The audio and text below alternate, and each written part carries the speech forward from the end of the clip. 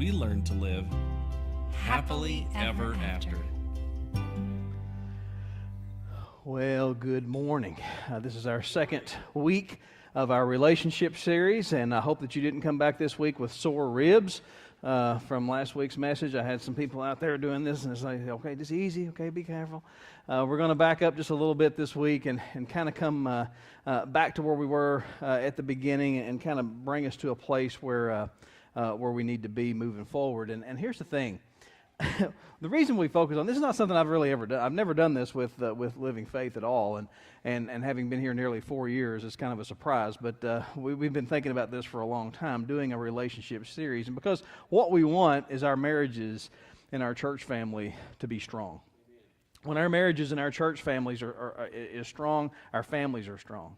And when our families are strong, that means we're focused on what we need to be focused on, doing the things that we need to be doing, and we keep the main thing the main thing. And listen, we have a lost world out there that struggles. And if we're claiming to be Christians and claiming to have things kind of together and claiming to have someone who guides us and that we look to, then they look at us and they look at our lives and they look at our marriages, and they look at you and they say, I think I've got it better than you do, because all you do is complain about your spouse, and all you do is complain about what's going on at home, and you never want to go home, and that's a problem, okay? And I don't know all of that about you, but I'm really hoping that the next few weeks, we're going to spend about 5 weeks, and this is week 2. We're going to spend about 5 weeks here, and I really hope that if you have a good marriage, that this makes your marriage stronger. And if you have things in your marriage that you would like to see better, I hope this gives you a place to start and to start communicating. And maybe some of you are in a place where you're looking for someone, or maybe you're in a place where you're almost to that step, almost to that place of saying I do, or really considering that, or maybe considering popping the question or whatever's happening. Then I hope this kind of prepares you. Okay, it has that purpose, and so we're going to cover all areas of that, and we're going to go back as a good teacher does and review a little bit from where we were last week, and where we started with is that everybody comes into a relationship with a kind of box, okay? And we have a lot of things that we put into this box, and as we go through life, we kind of have some hopes and things that we want to have happen, and maybe places that we want to live. Maybe it has to do with the number of kids that we're going to have, or the number of kids that we're not going to have, or it's going to be a boy and a girl, and they're going to be exactly 2 years apart, or maybe 4, or maybe 7, or whatever that is. Okay, we have these desires. We have dreams. Okay, we have dreams, and we have things that we want to see happen. And for some of you guys, this may have begun when you were really, really small. And you may begin preparing and thinking about, what this is going to be like, and what's marriage going to be like for me, and what's my life going to turn out like. And so we have these hopes, and we have these dreams, and we have these desires that we want to see happen. And all these things, what happens is when we begin to daydream about the future, it kind of organizes around our box. And we realize that we have these hopes and we have these dreams, and I want this to be, and I want that to happen, and I want this to be, and this is where I want to be in 5 years, and this is where I want to retire, and this is how I want. And what we realize is there's a whole lot of me in that box. There's a whole lot of I in that box. And so we begin to dream, and all of that organizes itself around our box. And this is what happens. When we are looking for a relationship, this is what we're not doing. When you are looking for a relationship, you are not thinking about how you can become the perfect person for someone, are you? You don't. You just don't. When you're thinking about a relationship, you're not looking for the person that you can become the perfect person for. Okay? You don't do that. You don't look at somebody and say, oh, this is going to work because I can become this person for them. That's not what you look for. What do you look for? You look for Mr. Right. And what is Mr. Right? The right person for me. Okay? He's the right person for me. He's the right person that fits my box. Okay? She's Mrs. Right because she fits my hopes and my dreams and my desires, and I believe that she will help me to make those things come true. Right?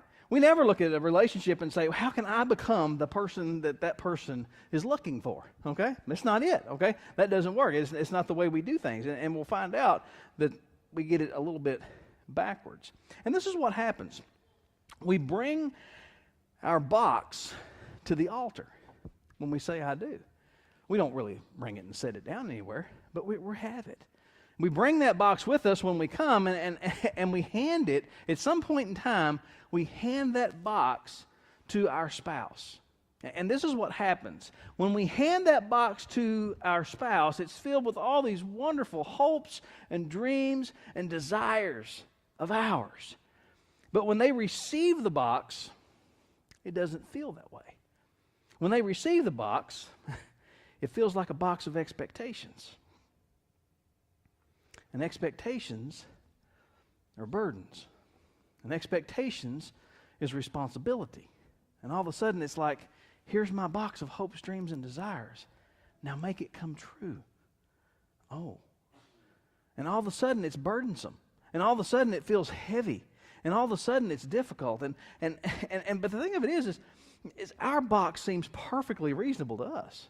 I mean, it's our box. We've been planning this our whole life. It's got my hopes, my dreams, my desires in it. It all makes sense to me. And so why would you not? Why would you not? And this is what happens.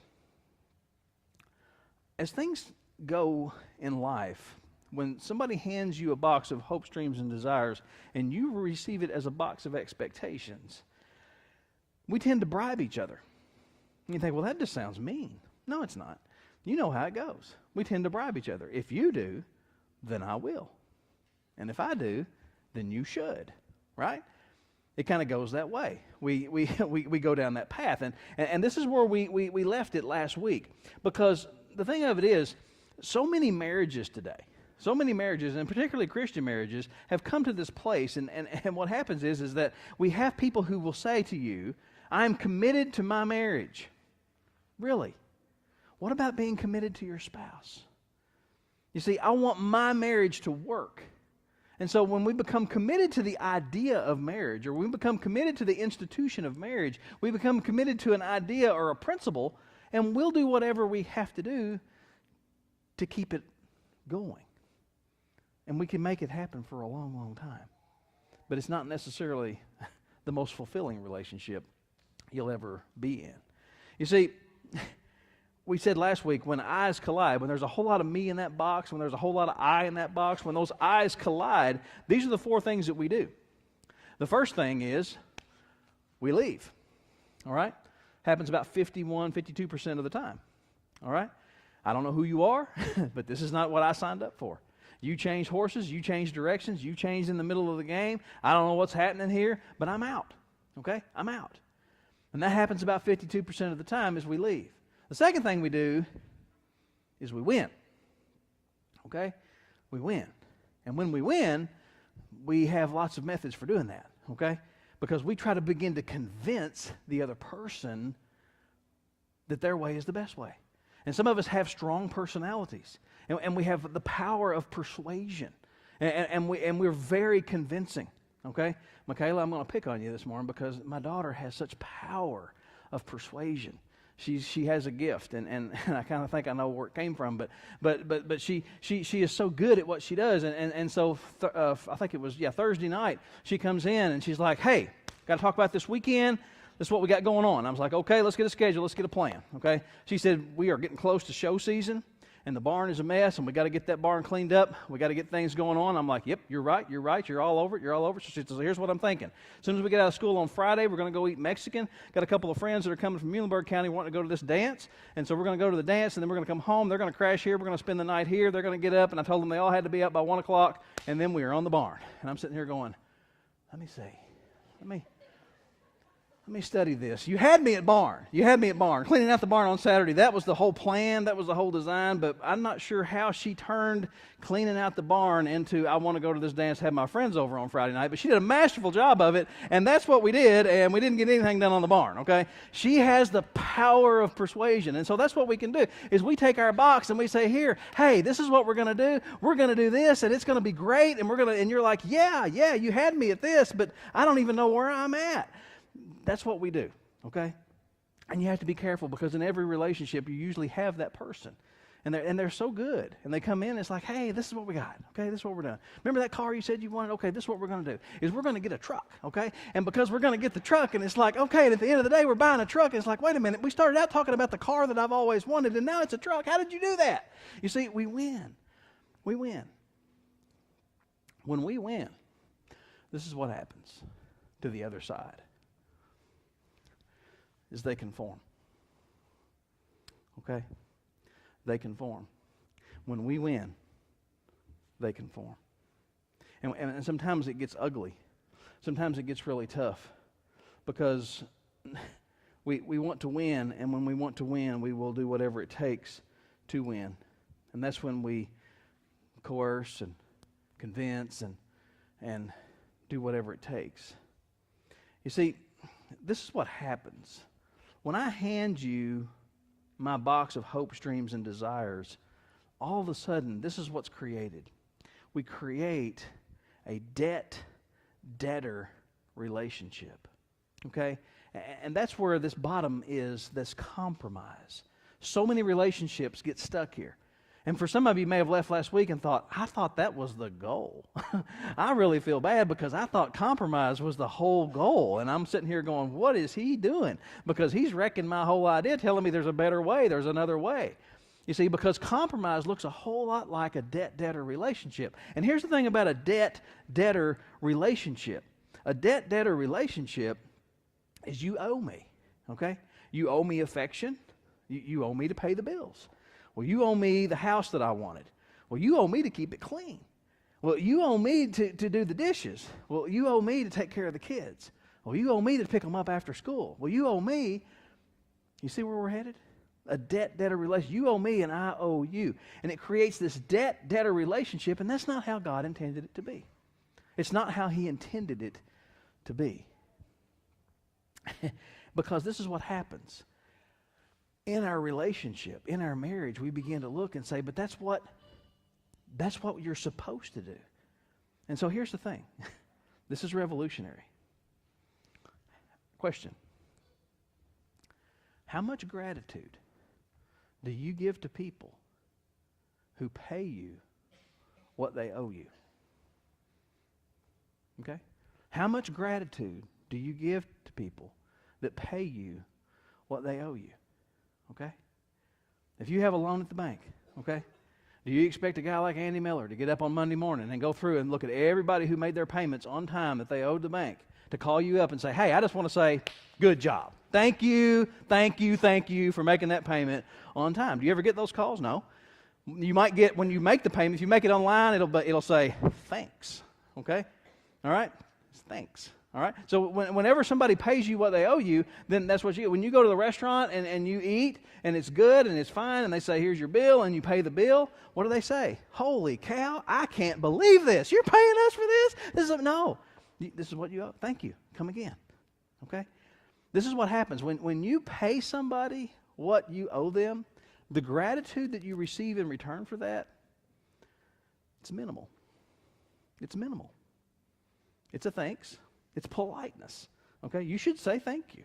When somebody gives you what they owe you and they do that, then you should be polite and you should say thank you.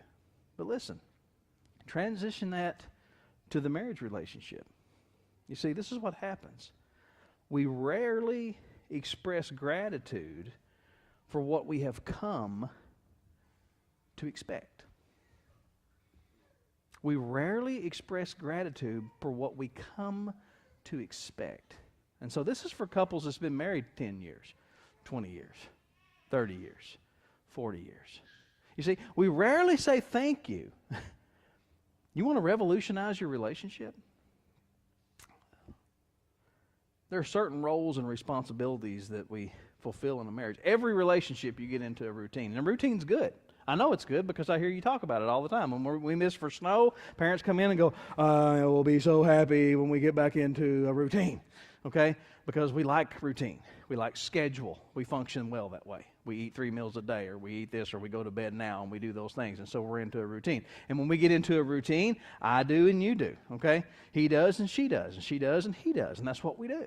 Okay? And so when we get into a routine, it's very easy to expect what the other person does. thank you for breakfast this morning.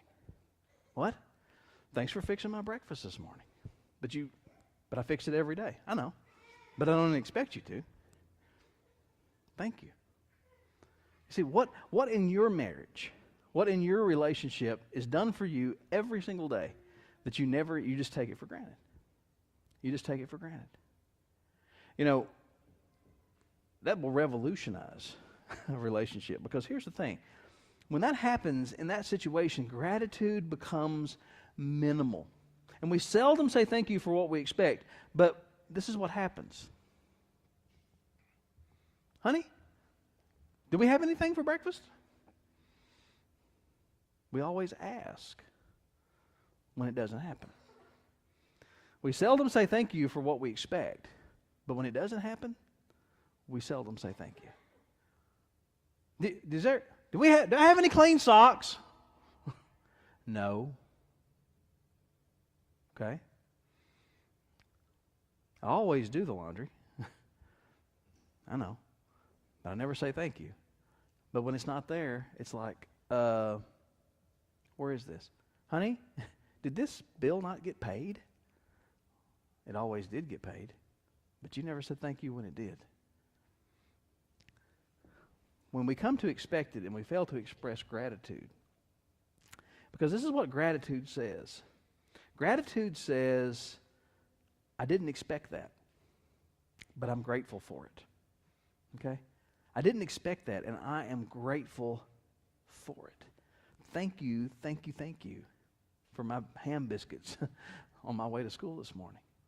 I do it every morning. I know you do. But I don't expect you to. Thank you. Gratitude, listen, gratitude will fuel a healthy relationship. Okay? First challenge for the week. Examine your routine. Okay? Examine your routine. What does she do for you every day? What does she do for you every week? What does he do for you every day? What does he do for you every week? What does he do all the time that you've come to expect it? Gratitude will fuel a healthy relationship.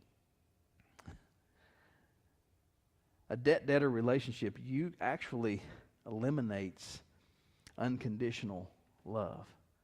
You see, in unconditional love, owe you eliminates love you.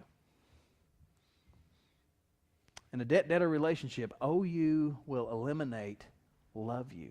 Because this is what happens. It's Valentine's Day, and if he don't get me flowers and candy, I'm going to come unraveled. Okay? All right? So what happens? You've come to expect it. And so when the candy and the flowers show up, thanks. We're back to here. We're back to square one. We're back to zero. We're just even. Okay? We're just even. It's Christmas, and he knows what I expect, and he better come through. All right? He's waited till the last minute, but if he doesn't, and so he did, and so here we are. Okay? Owe you eliminates love you. I owe you, and I can't love you, because love requires margin. Love does not do well in an environment of expectation. You see, expectations remove the margin necessary for love to be recognized or appreciated. It takes it away. It takes it away. He always does. She always does. It's what my dad did. It's what my mom did. It's what men are supposed to do. It's what women are supposed to do. He's meeting the expectation. She's meeting the expectation. They're meeting the expectation. So why should I express gratitude? You see, what happens is a box full of expectations will always undermine intimacy in a relationship. You know why? Because it feels like pressure. A box full of expectations will undermine intimacy every time because it feels like pressure in a relationship. And here's the thing. If I meet your expectation, then we're even. Okay? If I meet your expectation, then we're even. But I can never do enough. I can't ever do enough to make you feel like I love you. In fact, it's never enough. When I think I've met your expectation, you raise the bar. There's always more. There's always more. Listen, folks, there's no way to live. It is no way to live. There is a better way. The good news is you don't have to live that way. And this is how I know. Because I know happy couples. I know happy couples, and happy couples don't live that way, and there is a better way. And here's the thing. This is what we have to ask ourselves the question, because the whole purpose of this and the whole beginning of this series is that we know now and we recognize that we have this box of hopes, dreams, and desires that we bring into a relationship. And so the question is, what do we do with that? If we don't want to turn that around and hand that to our partner, to hand that to our spouse, to hand that to our husband or wife as a box of expectations, then what do we do with it? What do we do with it? What do we do with those desires? I don't care where we live. I don't care. Is that what you're going to do? I don't care how much money we have. We'll just be poor. We'll just live off love. Love will keep us alive, or love will keep us together. We'll do that. And I don't care what we drive. We'll just get a box and just do whatever. We'll live in a van down by the river. I don't know. So what do you do? Okay? How do I keep things in my box and not hand them over and create expectations for my spouse? This is the best way to make that happen. Okay? This is the best way to make that happen, is ask yourself the question. This is what happy couples know. Ask yourself this question. What do they owe you? What does your spouse owe you? And here's the answer. This is what happy couples know. Nothing. They owe you nothing. And you have to get that straight. What do they owe you? The answer, zero. Okay? The answer is zero. It's nothing. They owe you nothing. And happy couples know that answer. And happy couples know that they owe each other everything. But they don't expect anything in return. You're thinking, wait a minute, what did he just say? Happy couples know that they owe each other everything. That their spouse owes them nothing, but they owe them everything. But they expect nothing in return. And you're like, that doesn't even make sense. Yeah, that's the way most happy couples are. Because this is what I know about happy couples. The most happy couples that you know, there's something about them that just doesn't make any sense. In the middle of tragedy, when you're at the hospital or the funeral home, they're happy. And you're like, what's wrong with you? This should just be like, yeah, we're all right. We'll be fine. It's going to be good. And you're like, how is this possible? Because this is what happy couples know. Because it doesn't make any sense. Some of them have a lot of kids. Some of them weren't able to have any kids. But they're still happy. And it doesn't make any sense. And you're like, how is this possible? Because happy couples live every day under the assumption that they owe each other everything, but they don't expect anything in return. And you think, that is just a wacky idea. Where does that come from? Where does that come from? When Jesus stepped onto the planet, he turned this whole world upside down. He changed everything. When he walked into that world in Jerusalem, when he walked into those dusty streets, those folks had taken the commandments that he had handed to Moses, and they had expanded those 10 ideas, those 10 concepts in which they were supposed to live by, and they had expanded it into over 600 laws. And when they would get confused on how to make one law, they would make another law to help make that law easier, and it was so confusing. And so when Jesus stepped onto the planet, he came to him and he said, let me tell you what I'm going to do. I'm going to boil this down for you and make it real simple. Okay? I'm going to take it down to 2. Love the Lord your God with all your heart, all your mind, and all your soul. And the second is like it, love your neighbor as yourself. And listen, when he got down to just those few guys, and he got down to the end of his life, and he was about to go to the cross, when it was right down to the end, he was like, I'm not even sure you can remember those 2. I'm going to take it down to 1, okay? We're just going to leave you with 1. John, write this down. John 13:34, he did. A new command I give you, Jesus says, love one another. Love one another. As I have loved you, so you must love one another. Listen, we have this. And this is what happened. In the old days, it was do unto others as you would have them do unto you, but this is better. This is better. And then later on, Paul comes along, and Paul takes this idea. He takes this concept, he takes this law, this command that Jesus gave us, and he applies it to everything.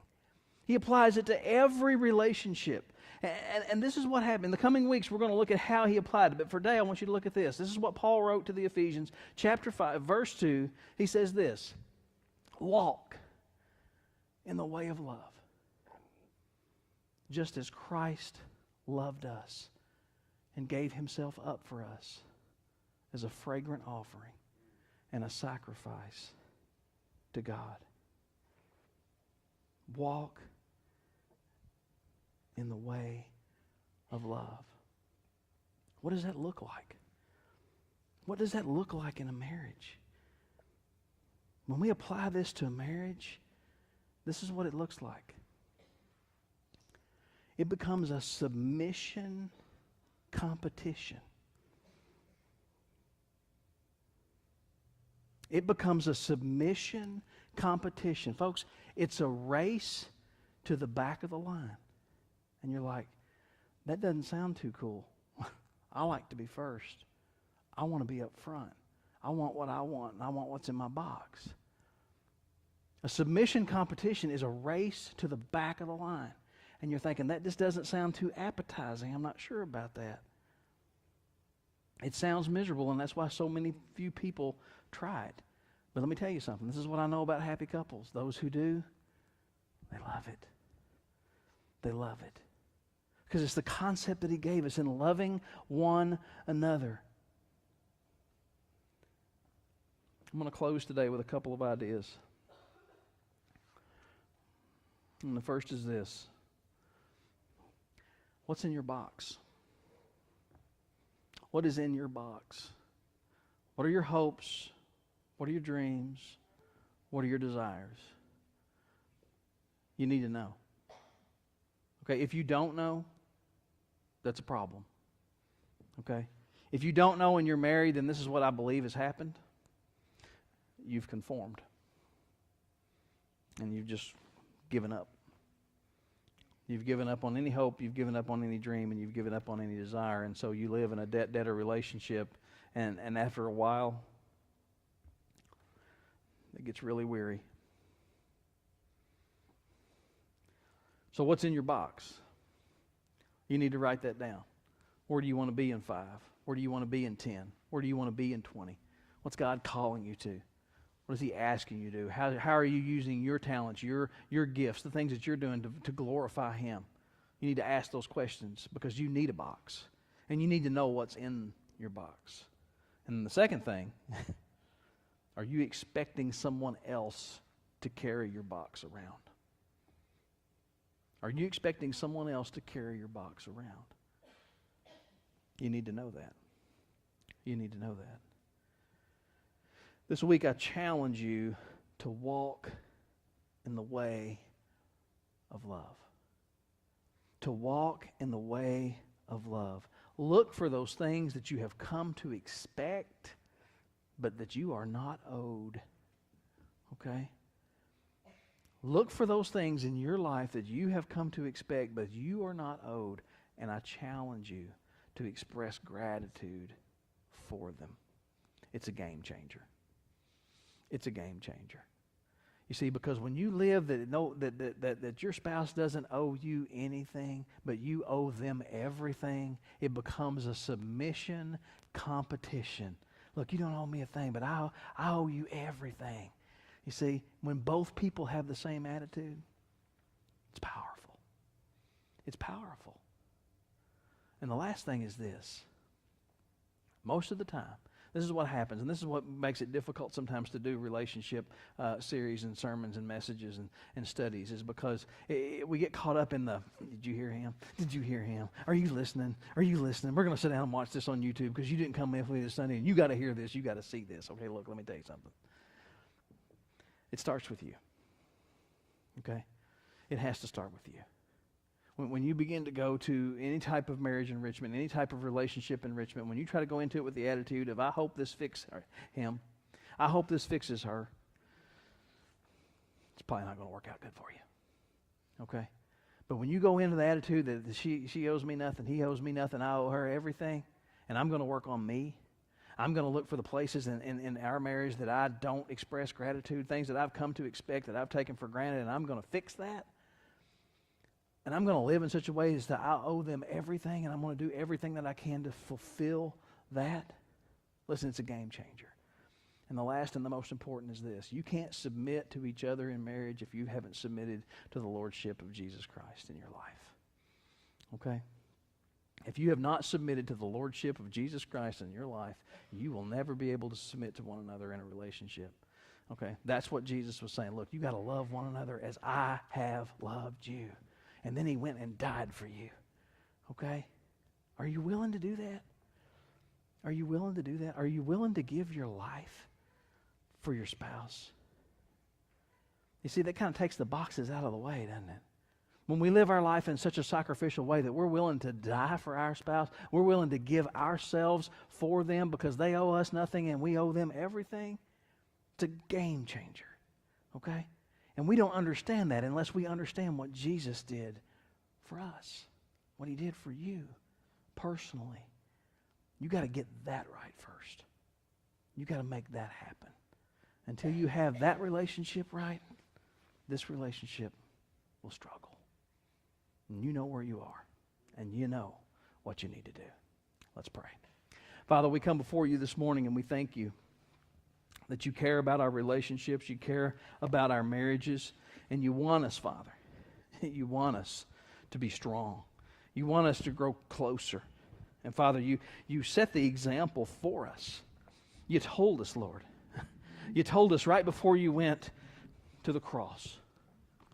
You commanded us so simply to just love one another as you loved us, sacrificially and submissively. Father, I challenge everyone, and Father, I pray that you guide us this week to help us be reflective and looking at the places in our lives that we've come to expect things and we seldom express gratitude for it. Father, that you would just help us to live a life trying to get to the back of the line. To live a life, Father, to begin looking at what we are expecting from our spouse and to take those expectations away and live as if they owe us nothing, but that we owe them everything. Lord, I pray now that you would guide us in this time of invitation, because as we close, Father, we know that until we have that relationship right with you, that our relationships will never be as strong as you intend for them to be. Father, so I pray if there's someone here this morning that doesn't know Christ as their Lord and Savior, if there's someone here this morning that has never said yes to the relationship you offer through the shed blood, Father, that you died and gave us, Father, on that cross, you made a way. You sacrificed yourself. You gave up everything on our behalf. And Father, until we get that right, until we submit to your Lordship in our life and let you have control, everything else will struggle. So Father, my prayer this morning, if that needs to happen, let it happen before it's everlasting too late. Lord, we pray this. We ask it in Jesus' name. Amen. Would you please stand?